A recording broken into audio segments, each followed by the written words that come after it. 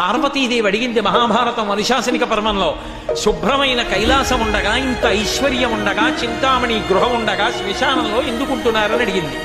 అడిగితే ఆయన చెప్పాడు, పార్వతి బతికున్న నాళ్ళు అన్ని చోట్లకి వెడతారు, ఏమీ తోచట్లేదు, శ్మశానానికి వెళ్ళొద్దామని ఎవరు రారు పార్వతి.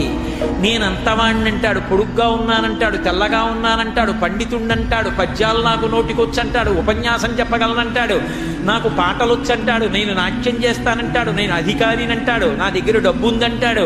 ఇన్ని ఉన్నాయనుకున్న వాడిలోంచి ఊపిరి బయటికి వెళ్ళిపోయిన తరువాత వాడిని తీసుకెళ్లి 4 కొత్త కర్రల మీద పడుకోబెట్టి చాప చుట్టి తాడు కట్టి పైన నూలుబట్ట కప్పి తీసుకొచ్చి అన్నీ తీసేసి కర్రల మీద పడుకోబెట్టి కాల్చేస్తుంటే జీవుడు లేచి నిలబడి పుర్రె పగిలిపోయిన తరువాత కన్న కొడుకు కూడా స్నానం చేసి వెళ్ళిపోతుంటే చీకటి పడిపోయాక, అయ్య బాబోయ్ చుట్టూ ఉగ్రభూతాలు, నా వాళ్ళన్న వాళ్ళు లేరు, వీళ్ళని నమ్ముకున్నాను, ఒక్కడు లేడని ఏడుస్తుంటే నేనున్నాను రా అని చెప్పడానికి నేను కూడా లేకపోతే చచ్చిన వాడు 1000 మాటలు చచ్చిపోతాడని అక్కడ ఉన్నాను పార్వతి, నా కర్మకాలక్కడలేనా.